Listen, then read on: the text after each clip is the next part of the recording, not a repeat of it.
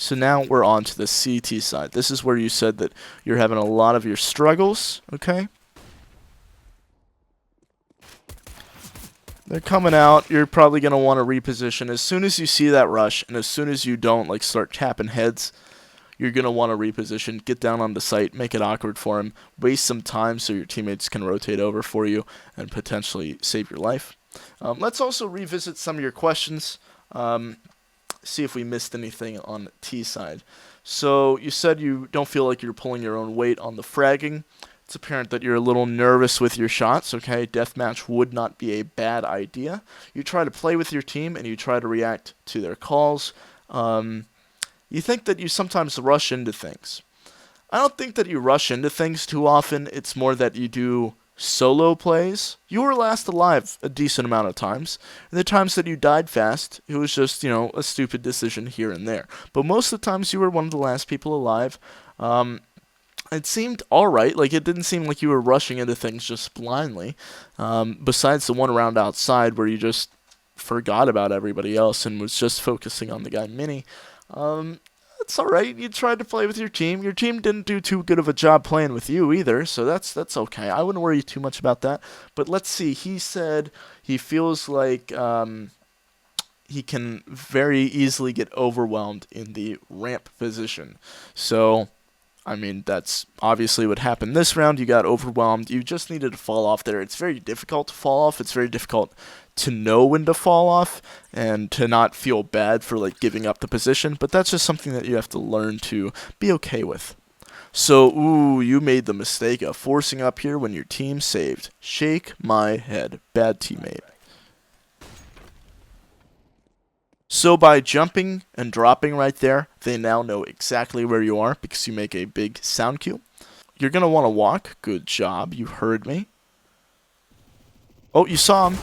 Yeah, you saw him. You're going to, again, crosshair placement if you were looking at the actual part of the door where the guy could peek out into instead of the actual wall. You could have potentially got a lucky headshot on the guy. In pugs, I will say that Nuke is T-sided. It's very difficult to have a very decent CT setup on Nuke when you're on a pug team. So, you saw the one guy, so you know that they're there. You tagged him once. When they throw a flash, that's when I would probably start falling off either to the boxes behind you or down to B site. Now the reason for that is that if they're throwing a flash, there's most likely a second person there that's about to get flashed in. And once that flash pops, they're going to assume that you're blind and they're going to rush out. Now you only have a dig because you bought last round, so you're going to want to try to stay alive. And especially because B is a very difficult site to retake, especially when you don't have any sort of ramp control, you're just going to want to fall off to B site. But instead you go for the fights, they're going to push out here, difficult shot to hit, and you die. So your thing about like getting overwhelmed at ramp, it is very easy to get overwhelmed at ramp, okay? But you have to play different angles. So this is a very good angle if you had decent crosshair placement. That flash is a little unnecessary. Would have liked to see you hold on to it. But your crosshair placement, again, you're shooting at their kneecaps at best right here. You're going to want to aim up so if they do peek the angle, you can more easily hit their head. Okay, just fall off, wait for a teammate. You don't have to peek that. Okay, you flash. That's a good time for a flash. Now just imagine if you still had one more. Okay, you molly him off. That's okay. You reload, so now he knows exactly where you are. You push up. It's okay. Your crosshair placement's pretty good. If you just hold this crack, that's okay. You have to understand that you don't have the reaction time for that crack, so that's just like a info crack. You're not actually going to kill anybody off of that, but I'm sure you understand that. Clearing angles. And all you have to do is wait there at this point. Your team has bomb. You don't have to push. You can push if you really want to. You know that the last guy's on A site. You're running the whole way. He had to have heard you because you got a little overeager there. All right. Good shot, though. But he did know where you were. He was looking at you. There you go. Last round you threw the smoke just randomly. That time you actually used the 45-degree angle I was talking about. Good flash. You saw the other guy. You have bombs, so you know that there's going to be more, and they have pistol. That's okay. You get two. You did your job there. Okay, we don't use the 45-degree angle again. Probably going to want to use that more often than not. So they could be down vent at this point. But it doesn't look like they're going. Yeah, they're staying on A. Okay. Yeah, that's kind of a difficult thing to remember that, hey, they could be pushed through hut. I should probably jiggle this angle. That's okay that you forgot. I mean, it happens to the best of us. Just keep things in mind. You kind of put yourself on autopilot there. You weren't thinking of all the angles where the T's could be, and that's okay. But just keep that in mind for future rounds. Sometimes we all need one of those rounds where we just make a boneheaded decision, and then finally we're like, oh, yeah, probably should have looked at that. I'll keep that in mind for the rest of the game. So your teammates pushed up. If, like, where you just were, if you saw somebody cross there, your teammate has already seen them. Your teammate's probably already dead. You need to push up there with your teammate, because at this point, if he dies, like, you can't trade him at all. There's no point for you to walk, as nobody is close to you, that like the T isn't close enough to hear your steps. Considering you have a teammate pushed all the way through lobby here. So you just killed bomb carrier. You should be quickly rotating to that. Again, you're looking at angles that the T's are probably not at. I would suggest that you watch my most recent video, or, well, I mean, this one will be the most recent, but the one before this, about the using the process of elimination for your game sense. I think that would help you a lot. 4 versus 3, you haven't seen a single soul. Ooh, 2v2. What happened? Your teammate still has somewhat bomb control. Okay, you just gave up your position. Oh, but you're going for it. You're going for it. They're both low HP. Is your teammate going to clean them up before you can get the kill? Oh! You turn, 180, flick, headshot, 1 dig, kill yourself. Oh, I thought you were going to die. I didn't mean kill yourself as in kill yourself, but I said kill yourself as in you would have killed yourself. Channel, this is a family-friendly channel. Don't worry about it. Throw the smoke off the angle. I'm getting tired of watching you just bounce it off some wall randomly. What are you flashing? What was the purpose of that flash? So they smoked, which means that there's one guy there. You're going to get close. There's probably a guy close in there. You're going to flash yourself in and then not go in and get blinded by it. That's why you don't flash into smokes. And, okay, you saved your molly. You saved your molly. So you're smoking once again off the wall. You did it off the 45 one time. Why'd you stop? It's alright. I'll stop bitching about that. Again, you flash into the smoke for no reason. Flashing into the smoke only gives your position away at this point. It's not like you're peeking off of it. So, flashing into angles that you're not going to peek into, or you're not flashing for a teammate to peek into, is only done to slow down a push. Now, flashing into ramp is not the worst idea if nobody's going to peek, because you could potentially slow down a rush. But the problem is that if you have a smoke down, they're probably not going to rush through that smoke. So flashing while you have a smoke down isn't doing anything, since the smoke is already stopping them from rushing. Once the smoke fades and then you flash, that's a good idea, because usually when people are going to rush something, they wait until the smoke just about starts to fade and then they go. So if you flash just about when the smoke starts to fade, you might catch their rush off guard and blind everybody. 3 people might run out and be full blind while the 2 other people stay back. You never know what you can do. So you mollied that off, which means you need to push up to take the map control. That's what you're going to do. And now you just have to worry about some guy right. Ooh, I didn't even see the guy left.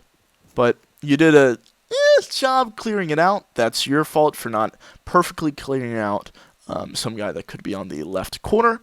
And again, that comes back to lazy crosshair placement.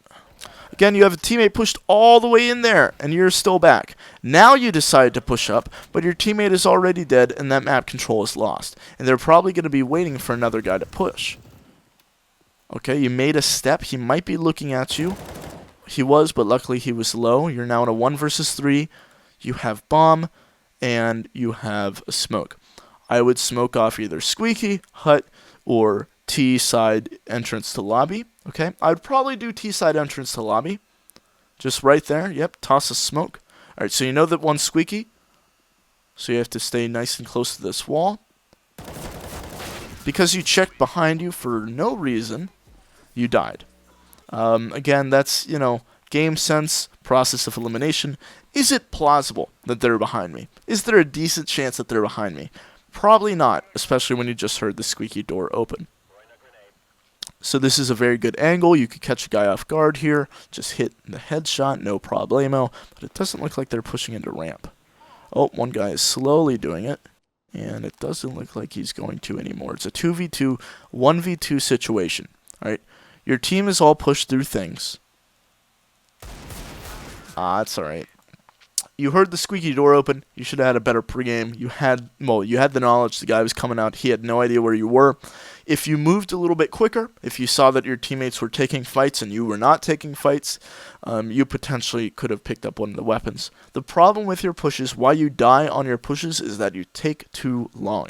Okay, your teammates have no problem pushing in. The last 2 times that one of your teammates has pushed in deep ramp to almost control room, they've stayed alive for a decent amount of time. So you could potentially do that as well. They've also been successful 50% of the time. So if you were to do that and you were to come with them on those rounds, I say that you could potentially be the piece that wins the CTs the round. But because you're playing back, because you're playing slower, and by the time you finally start to get to ramp, or start to get to control, that's when the T's realize, hey, somebody could have pushed through by now. But if you do it faster, you might catch them off guard. So you guys have a mix by. Oh, you almost threw the smoke. What's your teammate going to do? So finally you just peek in. But this time no smoke. Okay. You saw the guy, good shot, you take that kill, you fall off. It's a 3 versus 3. They have to go either to A site or B site. You getting into lobby right here isn't helping defend any sites. You can either fall back to heaven, defend A site, or you can fall back down to B and defend B site. But you pushing into lobby solo right here is only going to give the T's a man advantage. And they're holding for you because you just killed one of their teammates. You throw that smoke, you should fall off. It's a 2v2 situation. They know exactly where you are, so now you have to reposition. You're down to 20 HP. They're going to be like, okay, he's ramp. You either need to fall off or go through that smoke, and you're doing neither. You reload. They now know where exactly you are. They got an update, and you're staying in the same spot. They know that you could still be there. Good pre-fire. Your teammate is low on B. You have 20 HP. 2v1 situation. You see the guy. I'm assuming your teammate gets the trade. Yeah, there you go. 12 to 15. You're going ramp. You played this angle before. Your movement, it's also like you're not really comfortable with the game. That's apparent. You're using your arrow keys too much, as I stated before. If you use your mouse there a little bit, it's going to be easier to get onto those positions. So your teammates are pushed through lobby. Like, okay. Good kill. Didn't expect there to be a guy there, alright? Didn't expect there to be a guy there. Didn't expect the guy to be there. There we go. That's English. Your teammate just pushed that. You don't have to hold it. You also have, do you have smoke? No, you have nade. Ooh, you could nade into that right now. That'd probably be a good idea. But you won't. You're just playing passive. Like, you're overeager, like, 10% of the time. If anything, you're playing way too passive. And, like, your passiveness at this rank is leading to your death. Ooh, I don't know if he gave a step up or something, or he just pre-fired you, but that was unfortunate. Team won the round, though. 13 to 15. Does this end in a tie? Do you guys get the ultimate comeback? Your teammates pushing ramp. Push ramp with them. Just take it. Be like, hey, dog, I got a flash. I'm going to flash you in. No, don't fall off. What if your teammate gets peeked? Like that. Push. Push. That's unfortunate. So that at that point is like baiting your teammate pretty badly. And now you flash after your teammate has already died. If you were to sit right here, you saw the guy cross, all right? You crouch, you don't have to fall off the angle, and then you flash in there and say, teammate, swing after this. So you rotate back. It's a 3 versus 2, 3 versus 1, and you didn't see anybody. Final round, 14-15. Let's see what happens here. You have the M4. You have the smoke. All right, just jiggle that. Good job. All right, that was a little risky for you to go all the way out there on the whatever the hell railing, because if they were to peek while you were in that transitional zone, you could die. 4 versus 3 situation. So you haven't seen anything, just push through ramp at that point. Like, just go ahead. 4 versus 1, I'm assuming your teammate cleans up the round for you. You guys have bomb outside, he has to come through mini, and game is won. I don't think you got a single kill in a round that was won on CT side. But yeah, I think I covered just about everything I needed to cover in that. You were playing a little bit too passive. You baited your teammate so badly a couple rounds. And because you were playing so passive, your lurks were easily discovered because at that point they were just like, oh yeah, he's probably pushing through control by now. They check and there you were. But if you sped that up before they can come to the conclusion that, hey, he might be coming through control right now, you can kill them and, win the round for your team. So thank you all for watching. Hope you have a good day, and I will see you next time.